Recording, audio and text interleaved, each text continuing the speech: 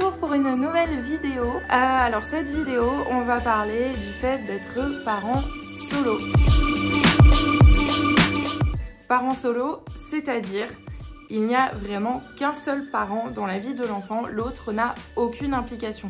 Je pense que j'en avais déjà parlé dans une vidéo précédente où j'avais dit que le papa de mon fils nous avait abandonnés pendant la grossesse, puis était revenu, puis était reparti après la naissance. J'en parlerai dans une toute autre vidéo parce que pour le moment, c'est vrai qu'on est en pleine procédure, du coup je préfère pas en parler à l'heure actuelle, mais j'en parlerai très certainement plus tard. De ce fait-là, aujourd'hui c'est plus vous expliquer l'organisation d'une journée dans la vie d'un parent solo. Comment s'en sortir surtout, comment gérer. J'ai beaucoup de questions souvent de mes amis qui soit ont des enfants, soit n'en ont pas, mais l'envisagent. De savoir comment je m'en sors toute seule avec un bébé à gérer parce que c'est pas juste un enfant. J'ai souvent des personnes qui me disent mais comment tu fais, c'est pas possible, moi mon conjoint il m'a laissé une journée seule avec l'enfant, j'ai cru que j'allais péter un plomb, etc. Et en fait, déjà dans un premier temps j'ai envie de vous dire si je m'en sors c'est parce que j'ai pas le choix que de m'en sortir. Dans le sens où donc ces personnes qui me disent ça en fait ne connaissent pas la vie solo et n'ont pas à la connaître. Très bien pour eux, c'est super, au top. Mais moi, inversement, je ne connais pas le fait d'être parent à deux. Du coup, en aucun cas, ça me manque parce que j'ai jamais connu cette organisation-là. Et du coup, j'ai ma propre organisation à moi qui fait que je ressens pas ce manque, je ressens pas... Enfin, je peux pas dire que je ressens pas la fatigue parce que je la ressens, la fatigue, bien évidemment. Mais en soi, je me dis pas, oh mon Dieu, c'est tellement dur, c'est tellement plus dur, etc. Ben, en soi, je sais pas ce que c'est que d'être parent à deux, donc je peux pas vous dire la difficulté que c'est d'être à deux. Alors je me doute que c'est beaucoup plus facile que d'être seule, mais je sais pas en fait. Donc pour moi déjà, il faut savoir que j'ai donné un rythme à Adriel dès tout petit, quand il avait 2 mois, parce que je voulais qu'il fasse ses nuits tôt. Parce que pour moi, justement, je me disais que si je dors pas, c'est impossible. Donc en fait, Adriel se lève entre 6h et 7h du matin. Il a son biberon. Ensuite, soit il refait une sieste, soit il en fait pas, hein, ça dépend. À 10h, il a de nouveau un goûter. Ensuite, entre midi et midi et demi, il a son déjeuner. Ensuite, il a un goûter à 4h. Et enfin, à 18h30, je lui donne le bain. Et aux alentours de 19h, du coup, après le bain, il a son biberon pour enfin aller au lit vers 19h. Il fait des siestes entre, mais généralement, je refuse qu'il dorme plus de 1h30. Sinon, j'appelle pas ça des siestes, j'appelle des nuits. Et du coup, quand il fait plus d'1h30 de sieste, concrètement, il dort pas la nuit, c'est un enfer pour moi. Bref, voilà, ça c'est l'emploi du temps d'Adriel. Pour autant, moi je dois calquer mon emploi du temps dessus. Donc il faut savoir que j'ai un contrat 35 heures, mais c'est un 35 heures adaptable. Au maximum, je peux faire 46 heures par semaine. Là par exemple, cette semaine j'ai fait 41 heures. Et au minimum, je peux faire 32 heures dans la semaine, jamais moins. Alors quand je fais 32 heures, c'est top, hein, honnêtement, je travaille que 4 jours sur les 7, c'est top parce qu'en fait j'ai une amplitude horaire de 7 jours sur 7 et 24 heures sur 24. Donc déjà, voilà, là je travaille à peu près 2 à 3 week-ends par mois. Donc faut savoir que c'est un petit peu compliqué parce que les week-ends, les assistantes maternelles, les crèches, tout ça, c'est fermé, ça ne marche pas. Donc déjà pour le faire garder, c'est un challenge. Et c'est un challenge depuis le départ. Il faut savoir qu'en France, il y a une crise des crèches. Donc cette crise des crèches, j'aime trop le dire la vérité, c'est un truc affreux. Genre, quand j'étais à la maternité, on m'avait dit « Oh, vous savez, vous êtes maman solo, tout ça, vous allez être prioritaire pour les modes de garde, etc. Vous n'aurez pas besoin de vous inscrire longtemps dans une crèche avant d'en avoir une. » On m'a menti. Je vous assure, on m'a menti. J'ai enfin réussi à avoir une crèche alors que j'ai été prioritaire pendant 6 mois. Et je suis devenue maxi prioritaire à partir du moment où j'ai trouvé un travail. Et pourtant, ça a quand même mis 1 mois à ce qu'on me trouve une crèche.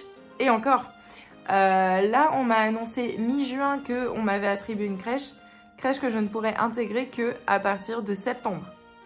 Voilà, c'est vous dire à quel point c'est assez compliqué d'avoir une crèche. Et encore, j'ai de la chance parce que j'habite dans une métropole qui n'est pas énorme. J'habite pas à Paris en soi. Je suis sûre que si j'habitais à Paris, ce serait mais 15 fois pire. Donc en attendant la crèche, j'ai dû me débrouiller un petit peu par moi-même parce que dans tous les cas, même si j'avais eu la crèche, ça ouvre à 7h45. Moi, des fois, je commence le travail à 7h. Déjà, il y a un petit souci.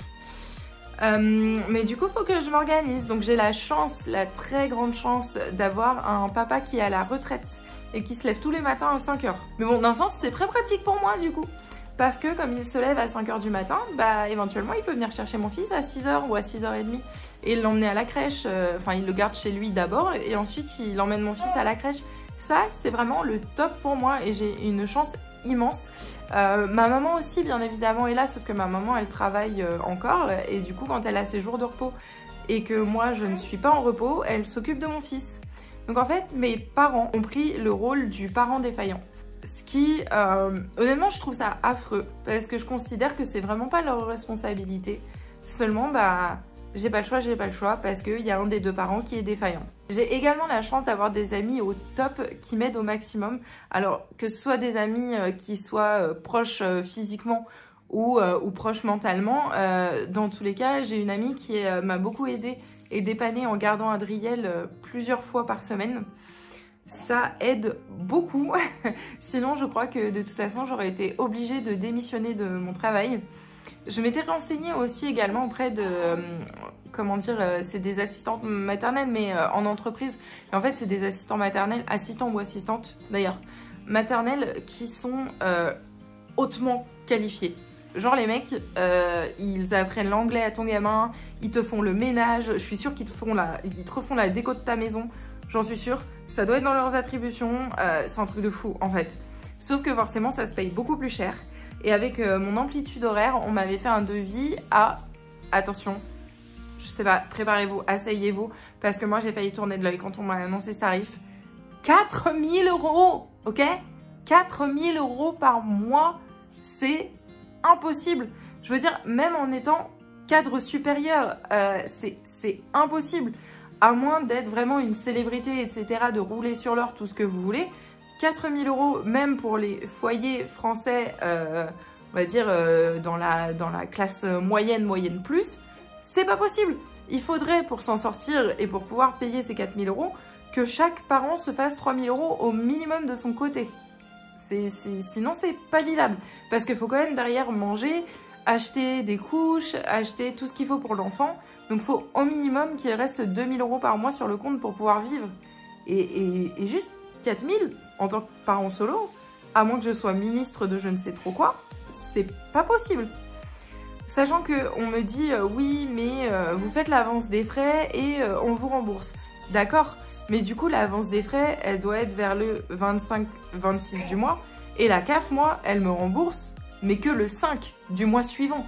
Et en plus de ça, ils ne remboursent qu'à 85%. Donc ça veut dire que je cale quasiment quand même 1 000 € de ma poche.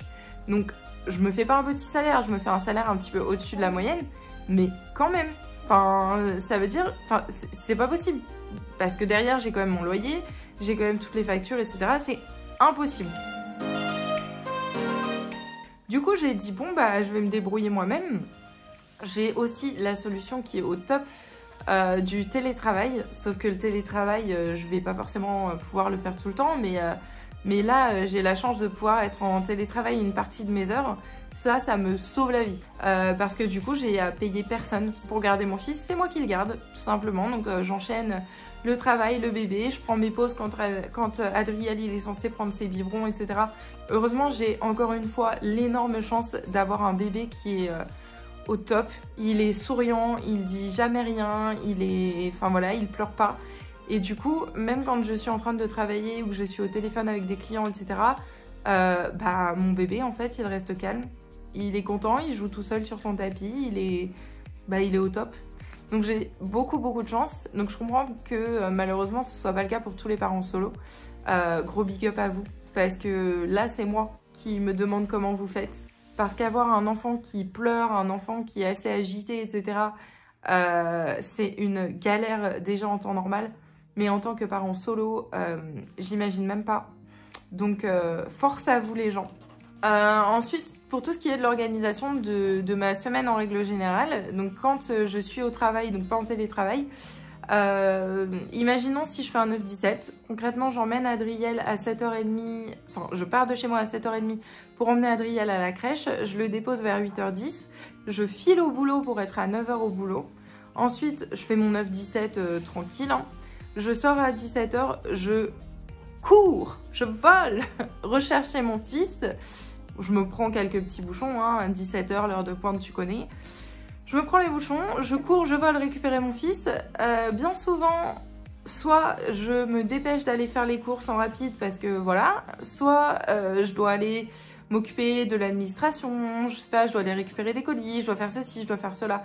Bref, j'en profite de le faire à 17h. Ensuite, je cours, je vole pour revenir chez moi à 18h30 au plus tard pour pouvoir donner le bain de mon fils, le nourrir.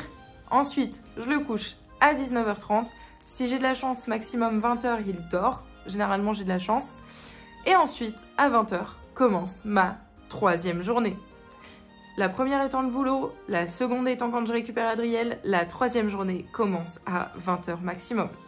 20h, faut que je fasse le ménage, la vaisselle, la lessive s'il y a, que je m'occupe de l'administration, donc c'est-à-dire CAF, sécurité sociale, tout ce que vous voulez que j'ai pas pu faire avant. Je le fais à ce moment-là, et si j'ai de la chance, je me couche avant 23h. Mais ça, c'est si j'ai de la chance. Et ensuite, le lendemain, tout recommence et je me relève à 5h du matin. C'est comme ça tous les jours. Et honnêtement, c'est ultra fatigant. Je vais pas mentir, je suis grave au bord du burn-out. Enfin, c'est vraiment ultra fatigant. Mais en même temps, bah j'aime bien. C'est super étonnant, mais j'aime bien ce rythme. Parce que je me rappelle de quand j'étais maman solo, mais au foyer. Quand j'étais mère au foyer, bah j'avais la flemme. Franchement, je vais l'admettre, j'avais grave la flemme. Je m'occupais de mon fils et quand mon fils faisait ses siestes, bah en fait j'étais trop fatiguée pour faire quoi que ce soit d'autre. Donc je restais devant la télé, devant mon canapé, j'étais sur les réseaux sociaux, etc. Enfin, je m'occupais quand même un minimum, mais j'étais beaucoup plus fatiguée et j'avais beaucoup moins la motivation que maintenant en fait. Maintenant, j'ai pris ce rythme où dans tous les cas, j'ai peu de sommeil et j'ai réussi à prendre cette espèce d'habitude d'avoir peu de sommeil et du coup de maximiser mon temps, mais comme pas possible. Genre, à chaque fois, même quand je suis en repos, comme aujourd'hui, bah justement, j'en profite pour filmer une vidéo, j'en profite pour aller faire les courses, j'en profite pour emmener Adriel en balade ou pour aller à la piscine ou pour faire tout un tas de choses. Alors qu'avant, j'avais grave la flemme. J'avais pas envie de sortir en fait. Et de ce fait-là, je comprends un peu mieux les personnes qui ont très mal vécu le confinement où du jour au lendemain, ils sont passés d'une vie très active comme ça à une vie où en fait, ils étaient chez eux. Ça, c'est quelque chose que je comprenais pas au départ et que maintenant, je comprends beaucoup plus en quoi le confinement a pu être compliqué pour certaines personnes.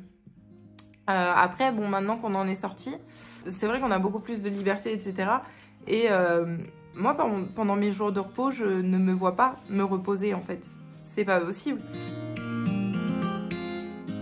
Après, le contre-coup, c'est que maintenant, je suis en burn-out. J'ai une déchirure musculaire au bras droit que je ne sais absolument pas comment je vais guérir. Ça fait 3 semaines que je l'ai et en fait, je me repose tellement pas qu'elle ne guérit pas. Peu importe ce que je fais, j'ai pris des médicaments exprès pour essayer de reposer mon bras, enfin des décontractants musculaires. Ça ne marche pas parce que en fait, pour que ça marche, il faudrait que je me repose, sauf que je me repose pas. Ça, c'est vrai que c'est le contre-coup et c'est quelque chose qu'il faut accepter. Alors accepter dans une certaine mesure, je veux dire, quand je vous dis que je suis au bord du burn-out, j'irai pas jusqu'au burn-out. Je m'arrêterai avant, c'est clair. Je pense que j'irai ralentir un petit peu mes heures parce que je prends beaucoup d'heures supplémentaires pour pouvoir, qu'on se le dise, avoir un max de thunes et pour pouvoir donner la meilleure vie à mon fils. Du coup, c'est vrai que c'est très compliqué. Après, je l'ai choisi aussi. J'aurais très bien pu rester mère au foyer, j'aurais très bien pu continuer à vivre sur les aides de l'État, mais j'avais pas envie. J'avais envie de montrer à mon fils qu'en fait, dans la vie, on peut tout faire. Même si c'est difficile, on peut tout faire.